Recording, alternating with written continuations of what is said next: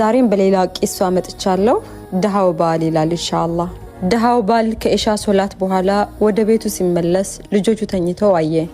ለሚስቱም ልጆቹ ሰግደዋል እንዴ ብሎ ጠየቃት።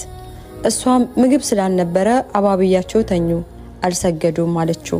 እሱም በመኮሳተር ቀስቅሻቸው አላት። እሷም የእገሌ አባት ሆይ ከቀሰቀስኳቸው በረሃብ የተነሳ ያለቅሳሉ የሚበላ ደግሞ የለም አለችው።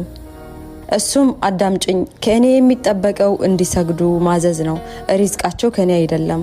ቀስቅሻቸው፣ ሪዝቃቸው ከአላህ እጅ ነው አላት። አላህ Subhanahu Wa Ta'ala ቤተሰቦችህንም በስግደት እዘዝ፣ በሷ ላይም ዘውትር ጽና፣ ሲሳይን አንጠይቅህም እኛ እንሰጣለን፣ መልካሚቱ መጨረሻ ለጥቂቶቹ ናት። እናቲቱም እጅ ሰጠችና ቀሰቀሰቻቸው። ሰግደው እንደጨረሱም የቤታቸው በር ተንኳኳ።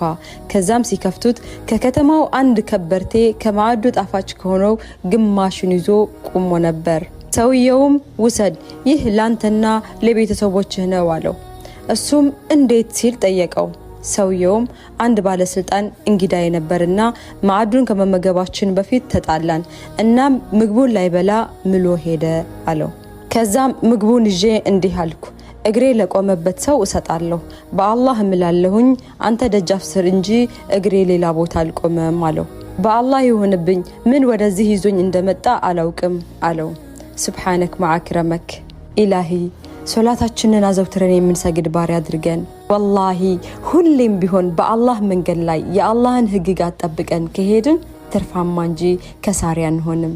ወደ መልካም ነገር ያመላከተ እንደሰራ ይቆጠርለታል ብለዋል ረሱል አለይሂ ሰላቱ ወሰለም። ሰምታችሁ ሸር አድርጉ ኢንሻአላህ። ሰላሙ አለይኩም ወራህመቱላሂ ወበረካቱ።